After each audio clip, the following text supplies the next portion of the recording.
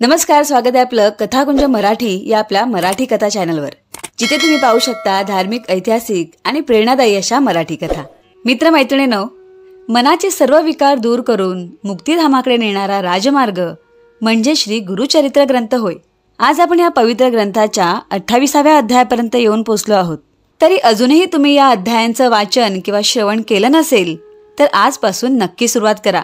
शुद्ध आणि पवित्र मनाने या ग्रंथाचे वाचन आणि श्रवण केल्यास आपणास अनेक आश्चर्यकारक परिणाम पाहावयास मिळतात. ह्या अध्यायांचा अखंडपणे लाभ घेण्यासाठी कथाकुंज मराठी या आपल्या मराठी कथा चॅनलला सबस्क्राईब करा, म्हणजे वेळोवेळी येणारे या अध्यायांचे नवीन व्हिडिओज तुमच्यापर्यंत सहज पोहोचतील.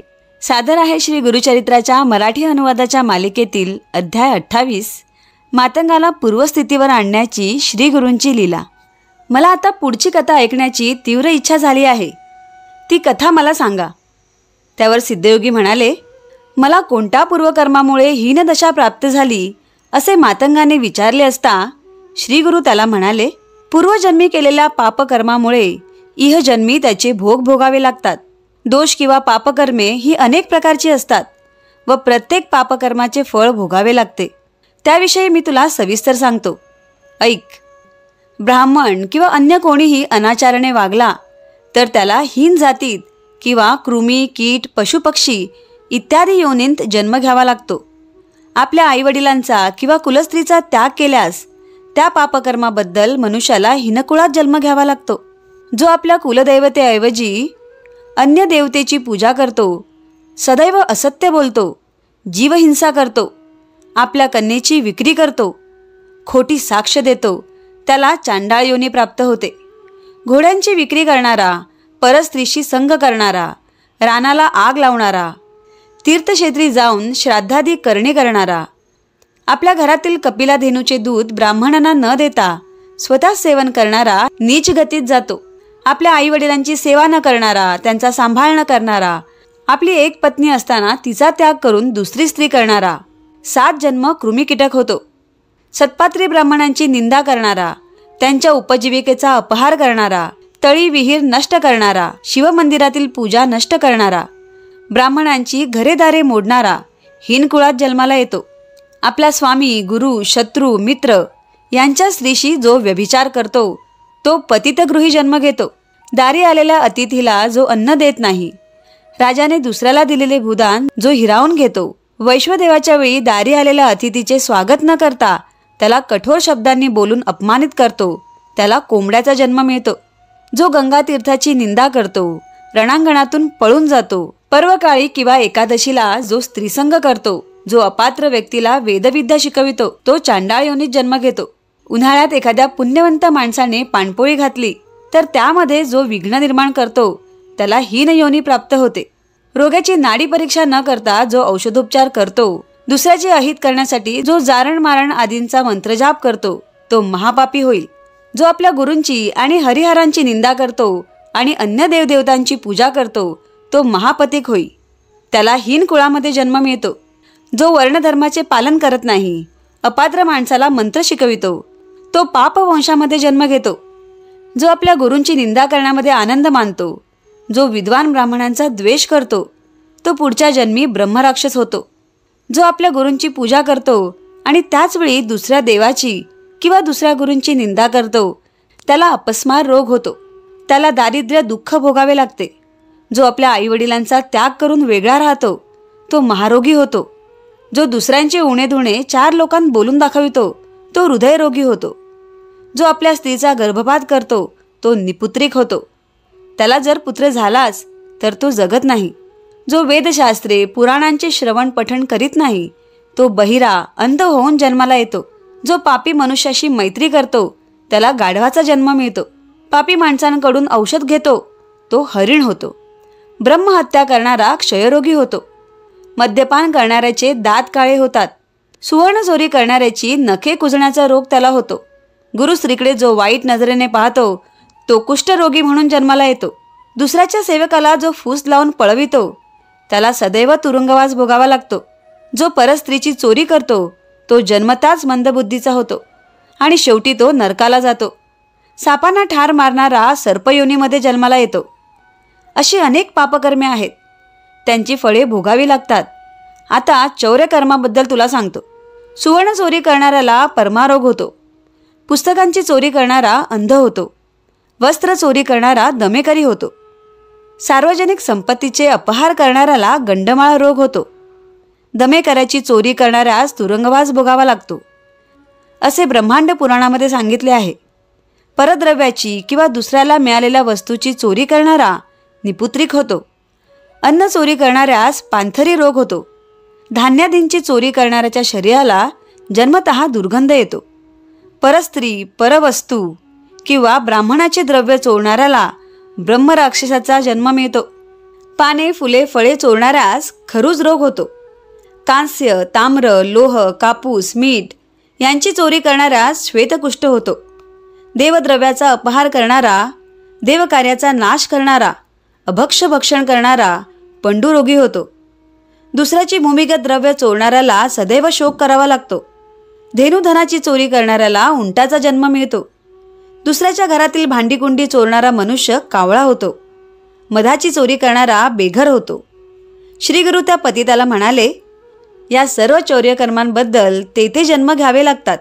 आता व्यभिचारासंबंधी महाभारताच्या शांती पर्वामध्ये श्री व्यासांनी काय सांगितले ते मी तुला सांगतो. ऐक. परस्त्रीला आलिंगन दिल्यास 100 जन्म श्वान योनीमध्ये जन्म घ्यावा लागतो. त्यानंतर सर्प योनीमध्ये जन्म घ्यावा लागतो. परस्त्रीची योनी पाहणारा जन्मताच अंध होतो, जन्मांध होतो. भावाच्या पत्नीशी संग करणाऱ्याला गाढवाचा जन्म मिळतो. त्यानंतर त्याला सर्पयोनीमध्ये जन्म घ्यावा लागतो आणि शेवटी तो नरकाला जातो. मित्राची पत्नी मातेसमान असते. तिच्याशी संग करणारा श्वान योनीमध्ये जन्माला येतो. परस्त्रीचे मुखावलोकन करू नये आणि ते वाईट बुद्धीने करणारा नेत्ररोगी होतो. हीन जातीच्या स्त्रीशी व्यभिचार करणारा श्वान योनीमध्ये जन्म घेतो. श्रीगुरूंचे हे निरूपण शांत चित्ताने ऐकत असलेल्या त्रिविक्रम भारतीने विचारले, स्वामी, आपण सांगितलेले पापकर्मे एखाद्याच्या हातून जर एकदाच घडले तर ते पाप कशाने नष्ट होते? त्यावर श्रीगुरू म्हणाले, केलेल्या पापकर्माचा पश्चाताप झाला तर त्या कर्माचे पाप लागत नाही. मात्र पापकर्माची मनाला बोचणी लागल्यास त्याला प्रायश्चित्त आहे. त्यासाठी ब्रह्मदंड द्यावा, सालंकृत गोदान करावे आणि ते शक्य नसेल तर यथाशक्ती द्रव्यदान करावे. केवळ अजाणतेपणी पाप घडल्यास प्रायश्चित्ताने ते शुद्ध होते. अशा वेळी श्री गुरुसेवा केल्यास गुरु निवारण करतील. 200 प्राणायाम आणि पुण्यतीर्थामध्ये 10 वेळा स्नान केल्यास पापाचा नाश होतो. त्याप्रमाणे 3 गुंजा सुवर्णदान करावे.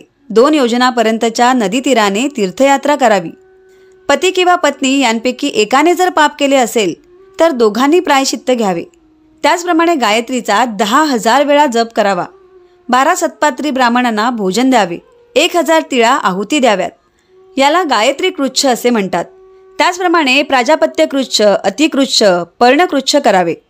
त्यामुळे केवळ अज्ञानाने झालेली पापे नष्ट होतात.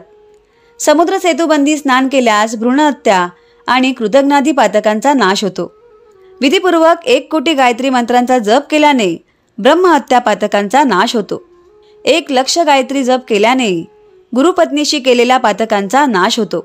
अशा प्रकारे श्रीगुरूंनी त्रिविक्रम भारतीला पापमुक्तीसाठी करावयाचे स्नान, दान, जप, तप, उपोषण, तीर्थयात्रा आदी गोष्टी सांगितल्या.